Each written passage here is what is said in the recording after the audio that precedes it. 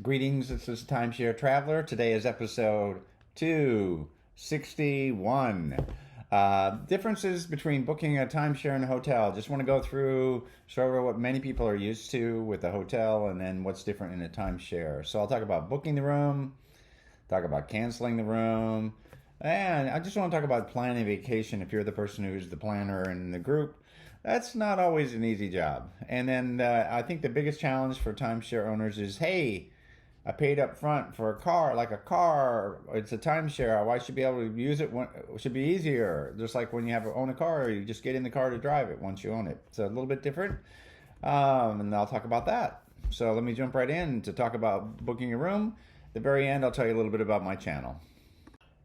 Okay, let's talk about booking a room and the difference between a timeshare and a hotel. So for a hotel, most often no payment at the time you book it. You know, there are the ones where you get cheaper rates that allow that where you book it, but that's often usually easily to book within a 2 week period.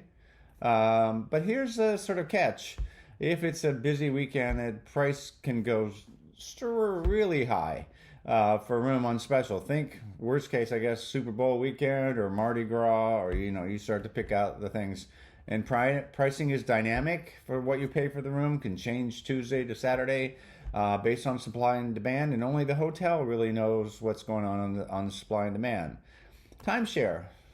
Now, typically to get availability, you're typically booking 8 to 12 months in advance, and most likely to get a reservation. Not saying you can't do it sooner, but that's kind of the general thought. Price is the same, though. It's just the same points, typically. Regardless when you book it.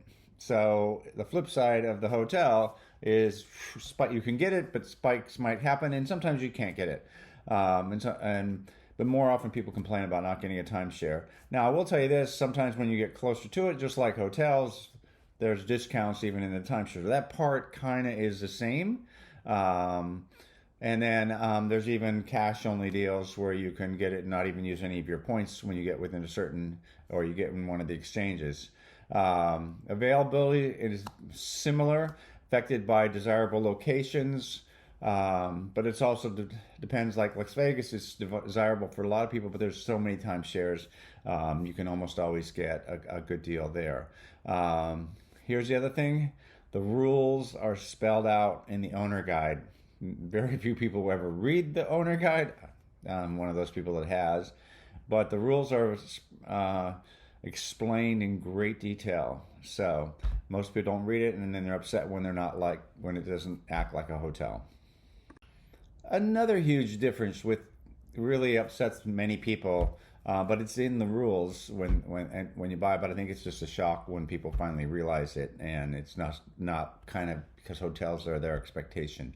So a hotel you can often cancel within 72 hours, and actually most of the time you can cancel within 24 hours, no penalty. You haven't even put any money into it, so it wasn't anything. You just put your credit card against it. So that's kind of the hotels. Now again, there are certain situations in a hotel where you've prepaid and you can't get it back, but that's usually trade-off of discounts. Timeshare.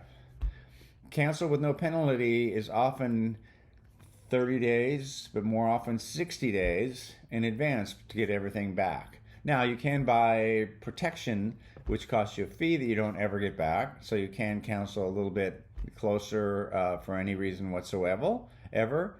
If you cancel closer than that, unless you bought the cancellation insurance, it can cost you half or all of your points. And it may even restrict how you can book your next vacation with those points that you had booked. You may be limited to book within 60 days.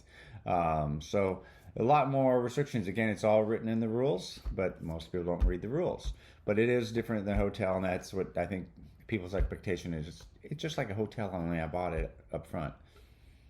Now I'm going to talk a little bit about something that is common between them both. If you are the planning person, like I am, that plans the vacation, whether it's a hotel or a timeshare, maybe there's different restrictions for both, but there's some commonalities. Trying to decide where to go and when to go can be hard when you're trying to reach consensus amongst a group of people. Getting everyone to agree, making sure everybody can get the time off, coming up with a budget to pay for it. booking an airline and getting a rental car can be hard if there isn't much time before the trip. So the book the hotel has got a great advantage on, I can book it almost last minute, but then the airfares are really high. So is there even availability of a rental car at risk?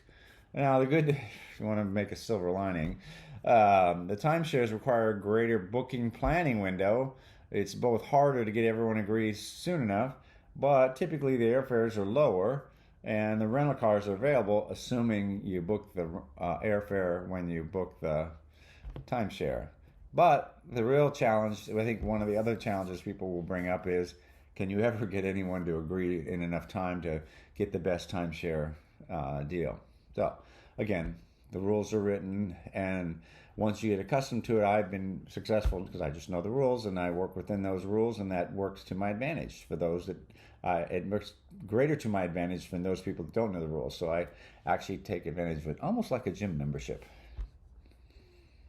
And last, the biggest challenge is I paid up for my timeshare, should have availability. And again, this actually comes from executives at the timeshare companies that I've spoken to. They say that's the biggest challenge they feel, that they want, somebody wants to book 30 days in advance like a hotel, but they haven't read the rules even, and they say, but I paid so much money, how can this be?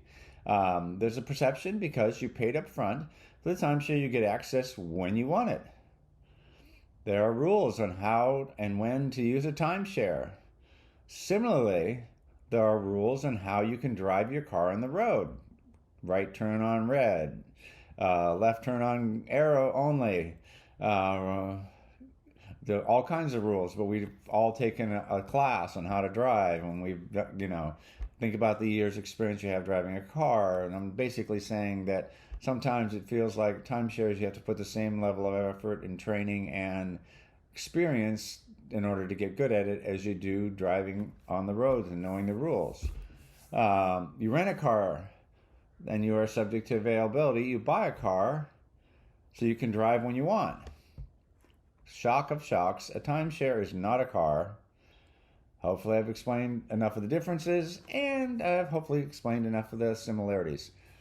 So there you go. Hope you enjoyed the video. Don't forget to give it a like, and don't forget to give, sorry for the stuff in the background, and don't forget to subscribe. And I'll tell you a little bit about my channels, just to give you a general view of what I do as a timeshare person. Happy timeshare traveling. Hi, this is Cliff, and I'm the Timeshare Traveler. Welcome to my channel. The purpose of my channel is to educate those who love traveling in timeshares. I've been an owner for 15 plus years at timeshare ownership. I have elite ownership with Marriott, Hilton, and Worldmark. I have published over 100 timeshare video reviews, and I've published over 95 timeshare tips. I can be found on Facebook at Timeshare Trav, at Twitter Timeshare Trav, and on the web at www.timesharetraveler.com.